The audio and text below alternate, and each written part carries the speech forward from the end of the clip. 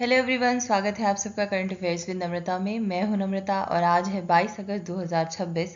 तो शुरुआत करते हैं आज के इम्पॉर्टेंट करंट अफेयर्स से।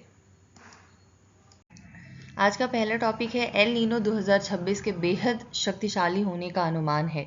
पैसिफिक ओशियन का तापमान सामान्य से 3 डिग्री सेल्सियस से अधिक बढ़ सकता है। इससे वैश्विक तापमान बढ़ने के साथ भारत में मानसून, रबी फसल और 2027 की कृषि उपज पर दबाव बढ़ने की आशंका है। 2026 के संभावित शक्तिशाली एल नीनो का सबसे प्रमुख प्रभाव किस क्षेत्र पर पड़ने की आशंका जताई गई है? तो ये भारत की मानसून पर इसका सबसे ज़्यादा प्रभाव पड़ने की आशंका जताई गई है। लेख के अनुसार एल नीनो के मजबूत होने से भारत में मानसून पर अतिरिक्त दबाव पड़ सकता है और सामान्य से कम वर्षा की स्थिति बन सकती है।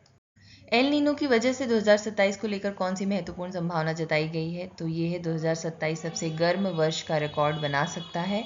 मेट ऑफिस के वैज्ञानिकों के हवाले से कहा गया है कि 2027-2024 को पीछे छोड़कर सबसे गर्म वर्ष बन सकता है। अब बात करते हैं एक दूसरे इंपॉर्टेंट टॉपिक की, जो कि है आरबीआई और एनपीसीआई यूपीआई यूजर्स को एमडीआर यानी मर्चेंट डिस्काउंट रेट से बचाने के लिए 2017 के डेबिट कार्ड रूल जैसा नया प्रावधान लाने पर विचार कर रहे हैं। इसका उद्देश्य व्यापारियों द्वारा यूपीआई पर अतिरिक्त शुल्क ग्राहकों से वसूलने से रोकना है। यूपीआई के लिए डेबिट कार्ड रूल जैसा सुरक्षा प्रावधान जोड़ने पर कौन सा संगठन विचार कर रहा है? तो ये है एनपीसीआई। एनपीसीआई यानी national payments corporation of India अपने यूपीआई सर्कुलर में ऐसा प्रावधान जोड़ने पर विचार कर रहा है, जबकि इसका पालन सुनिश्चित करने की जिम्मेदारी आरबीआई की होगी। 2017 के आरबीआई डेबिट कार्ड रूल का मुख्य उद्देश्य क्या था? तो ये है ग्राहकों से एमडीआर शुल्क वसूलने से व्यापारियों को रोकना। 2017 के आरबीआई नियम के अनुसार मर्चेंट्स डेबिट कार्ड के एमडीआर यानी मर्चेंट डिस्काउंट रेट का शुल्क सीधे ग्राहकों पर नहीं डाल सकते। यही मॉडल अब यूपीआई के लिए भी प्रस्तावित है। सरकार द्वारा प्रेस नोट 2 ऑफ 2026 के तहत एफडीआई नियमों में ढील देने के बाद 20 अगस्त 2026 तक 29 परियोजनाओं में 4,896 करोड़ का एफडीआई प्राप्त हुआ। निवेश IT, AI, manufacturing, pharmaceuticals, data centres और ट्रांसपोर्ट सर्विसेज जैसे क्षेत्रों में हुआ है। प्रेस नोट 2 ऑफ 2026 के तहत किस सीमा तक एलबीसी ओनरशिप में होने पर बिना सरकारी मंजूरी निवेश की अनुमति दी गई है? तो ये है 10% की। मई 2026 में नियमों में बदलाव के बाद लैंड बॉर्डरिंग कंट्री एलबीसी से नॉन कंट्रोलिंग ओनरशिप 10% तक होने पर बिना सरकारी मंजूरी निवेश की अनुमति दी गई। 20 अगस्त 2026 तक इस नियम में ढील के बाद कितनी परियोजनाओं में एफडीआई प्राप्त हुआ है? तो ये 29 परियोजनाओं में एफडीआई प्राप्त हुआ है। आपको बता दें, सरकार के अनुसार 20 अगस्त 2026 तक 29 प्रोजेक्ट में 4,896 करोड़ का एफडीआई आया है। अब बात करते हैं एक बहुत ही महत्वपूर्ण टॉपिक की। भारतीय बैंक डॉलर बॉन्ड्स के जरिए विदेशी व्यापार से फंड जुटा रहे हैं। एचडीएफसी बैंक ने हाल ही में डॉलर 1.7 बिलियन जुटाए, जिससे 2 महीनों में उसका कुल dollar bond fund raising dollar 2.5 billion हो गया। आईसीआईसीआई बैंक, पीएनबी और यूनियन बैंक ऑफ इंडिया भी ओवरसीज मार्केट में जाने की तैयारी कर रहे हैं। एचडीएफसी बैंक ने हाल ही में डॉलर बॉन्ड्स के जरिए कितनी राशि जुटाई? तो ये है डॉलर 1.75 बिलियन की राशि जुटाई। आपको बता दें, एचडीएफसी बैंक ने 3 ईयर और 5 ईयर मैच्योरिटी वाले ट्विन डॉलर बॉन्ड्स जारी करके डॉलर 1.7 बिलियन जुटाए। आईसीआईसीआई बैंक ने अपना ओवरसीज बोरोइंग मैंडेट बढ़ाकर कितना किया है? तो ये है डॉलर 5 बिलियन बढ़ाकर कर दिया है। और आईसीआईसीआई बैंक के बोर्ड ने ओवरसीज बोरोइंग मैंडेट को डॉलर 2.5 बिलियन से बढ़ाकर डॉलर 5 बिलियन कर दिया है।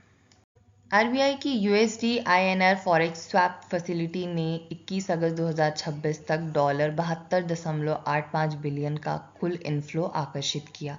इसका उद्देश्य विदेशी मुद्रा इनफ्लोज को भारत के बैंकिंग सिस्टम में लाना है। इस फैसिलिटी में एफसीएनआर डिपॉजिट्स, ईसीबीएस और ओएफसीबीस 3 रूट्स शामिल हैं। आरबीआई की USD INR forex swap facility में एफसीएनआर डिपॉजिट्स की विंडो कब बंद होगी? तो ये 21 अगस्त 2026 को बंद होगी।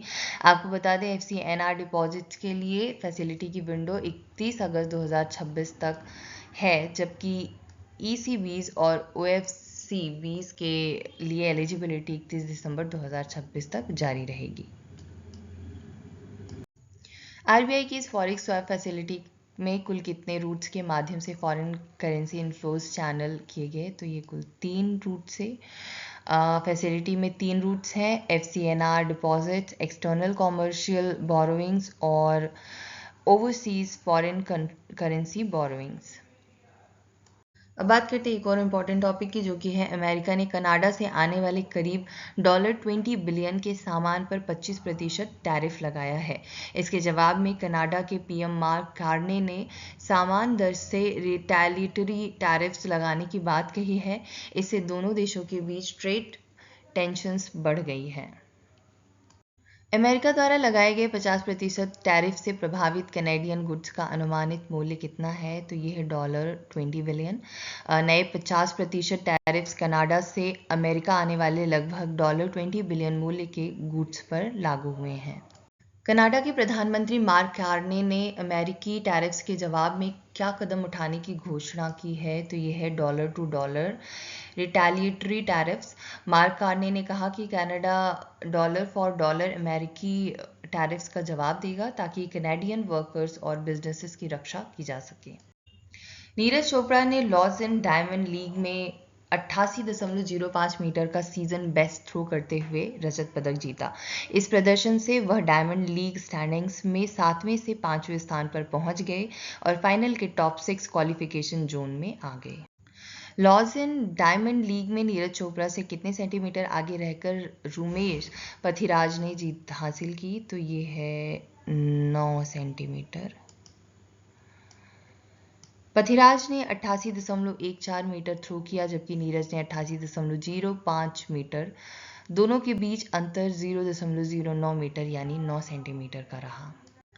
मेंस जैवलिन थ्रो में डायमंड लीग फाइनल के लिए कितने एथलीट्स क्वालिफाई करते हैं? तो 6 एथलीट्स क्वालिफाई करते हैं।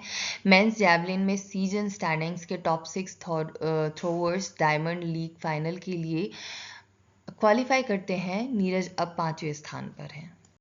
अब बात करते हैं एक और इम्पॉर्टेंट टॉपिक की, जो कि है शांति एक्ट 2025 के बाद भारत की न्यूक्लियर एनर्जी सेक्टर में प्राइवेट पार्टिसिपेशन की अनुमति मिली है। अब न्यूक्लियर पावर कंपनी सरकार से ट्रांसपेरेंट और predictable tariff framework, long term financing और लेवल प्लेइंग फील्ड की मांग कर रही है। इंडस्ट्री ने न्यूक्लियर पावर के लिए अधिकतम ₹8 पर यूनिट लेवलाइज्ड कॉस्ट की बात कही है।